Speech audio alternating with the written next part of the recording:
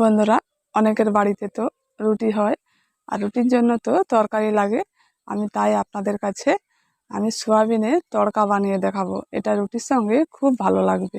তবে চলো এখন শুরু করি। এখন আমি সোয়াবিন নিয়েছি, এই সোয়াবিনগুলোকে আমি সিদ্ধ করে নেব।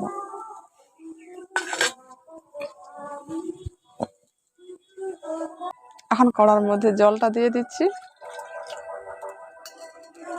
জলটা দিয়ে সোয়াবিনগুলো ওর মধ্যে দিয়ে দিচ্ছি।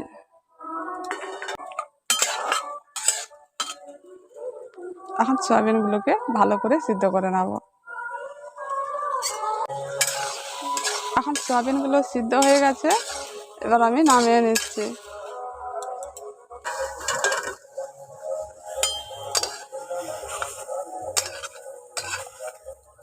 এখন সোয়াবিনগুলো সিদ্ধ করে নিয়েছি, আর তড়কার জন্য আমি দু ধরনের ডাল নিয়েছি। সেই ডালগুলো এখন সিদ্ধ করে নেব।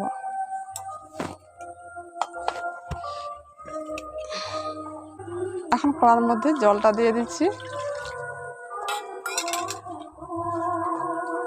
আমি ডাল নিয়েছি ছোলার ডাল। আমি 2 ঘন্টা আগে এই ছোলার ডালগুলো ভিজিয়ে রেখেছিলাম। এখন আমি এগুলোকে সিদ্ধ করে নেব।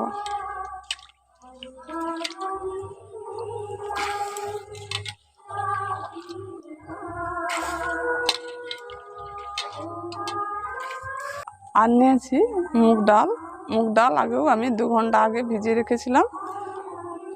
এখন খুব সুন্দর ফুলে গেছে। এবার মুগ ডালটাকেও আমি একসঙ্গে ভালো করে সিদ্ধ করে নেব।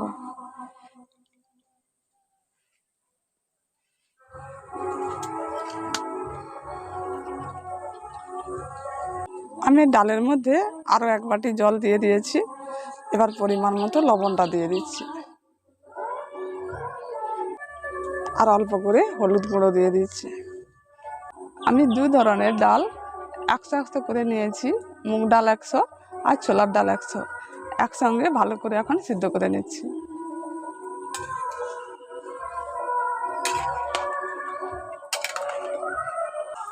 এখন ডালটা সিদ্ধ হতে হতে আমি এখন সয়াবিনগুলোকে হাত দিয়ে একটু পাতলা পাতলা করে ছাড়িয়ে নিচ্ছি। এখন সয়াবিনগুলো ঠান্ডা হয়ে গেছে, এবার আমি এইভাবে করে একটু ছাড়িয়ে নিচ্ছি।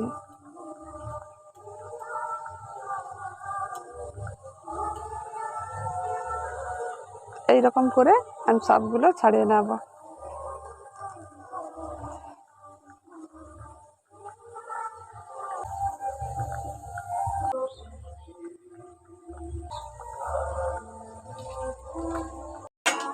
এখন সয়াবিনগুলো ছাড়িয়ে নিয়েছি, এবার আমি ডালটা দেখে নেব সিদ্ধ হয়েছে কিনা। এখন ডালটা খুব সুন্দর সিদ্ধ হয়ে গেছে, আর ডালের মধ্যে যে জলটা রয়েছে ওই জলটা দিয়েই কিন্তু এই রেসিপিটা হয়ে যাবে। আলাদা করে আর জল দিতে হবে না। এখন আমি ডালটাকে নামিয়ে নিচ্ছি।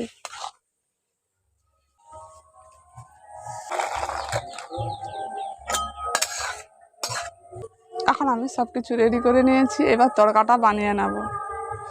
এখন কড়ার মধ্যে তেলটা দিয়ে দিচ্ছি।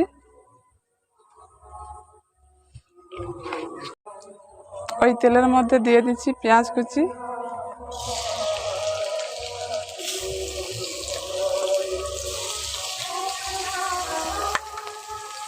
পেঁয়াজটাকে একটু অল্প করে ভেজে নেব। আপনারা দেখতে পাচ্ছেন পেঁয়াজটা কিন্তু আমি বেশি ভাজিনি, হালকা করে একটু ভেজে নিয়েছি। এবার এর মধ্যে দিয়ে দিচ্ছি রসুন কুচি, আর দিয়ে দিচ্ছি আদা কুচি। আদা কুচি রসুন কুচি পেঁয়াজের সঙ্গে একটু অল্প করে ভেজে নিচ্ছি।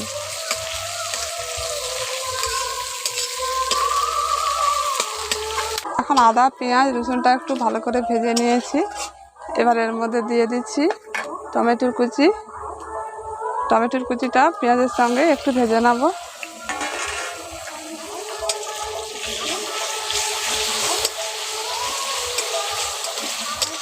এখন টমেটো দিয়ে আমি অল্প করে একটু লবণ দিয়ে দিচ্ছি, যে মশলাগুলো একটু ভালোভাবে ভাজা হয়ে যাবে।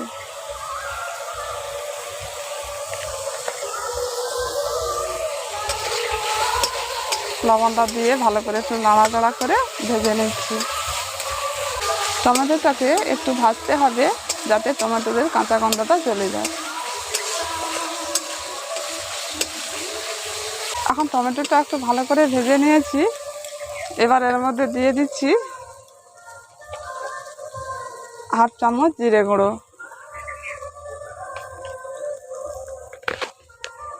আর দিয়ে দিচ্ছি হাফ চামচ লঙ্কা গুঁড়ো, লাল লঙ্কার গুঁড়ো অল্প করে দিয়েছি, হলুদ গুঁড়ো হাফ চামচ।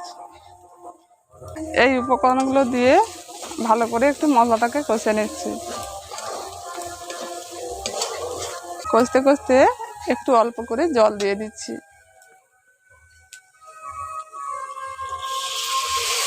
জলটা দিয়ে মশলাটাকে একটু ভালো করে কষে নিচ্ছি।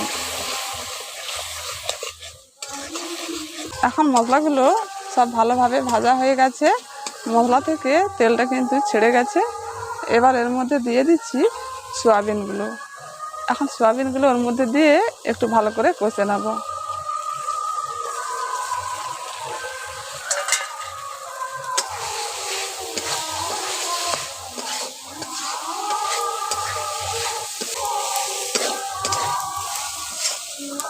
এখন সয়াবিনগুলো দিয়ে একটু ভালো করে কষে নিয়েছি। এবার এর মধ্যে সিদ্ধ করে রাখা ডালটা দিয়ে দেব।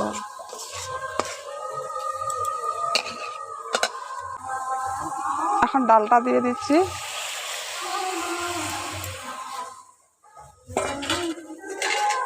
ডালটা দিয়ে ভালো করে মিশিয়ে নিচ্ছি। খুব হালকা আছে, এটাকে কিন্তু আমি একটু ফুটিয়ে নেব।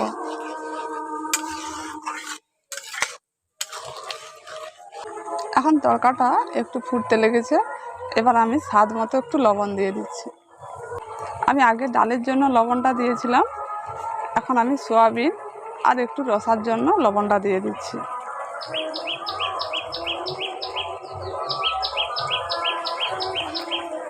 লবণটা দিয়ে একটু ভালো করে মিশিয়ে নিচ্ছি। লবণটা দিয়ে একটু ভালো করে মিশিয়ে নিয়েছি। গ্লাস নিয়েছি, আমি গ্লাস দিয়ে একটু থেতো করে নেব, তাহলে কিন্তু তরকাটা একটু গাঢ় গাঢ় হয়ে যাবে।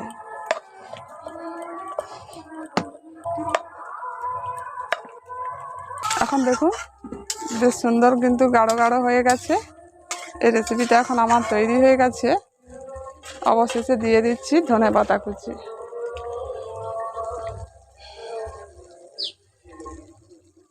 ধনেপাতা কুচি দিয়ে ভালো করে এখন এটা মিশিয়ে নিচ্ছি। এবার এটাকে আমি এখন নামিয়ে নেব।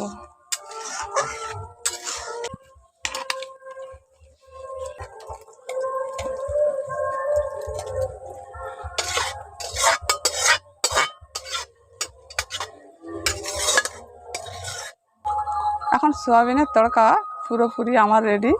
আর আপনারা এইভাবে তড়কা বাড়িতে বসে বানাবেন, রুটির সঙ্গে খাবেন, খুব ভালো লাগবে। অবশ্যই একবার বানিয়ে খেয়ে দেখবেন।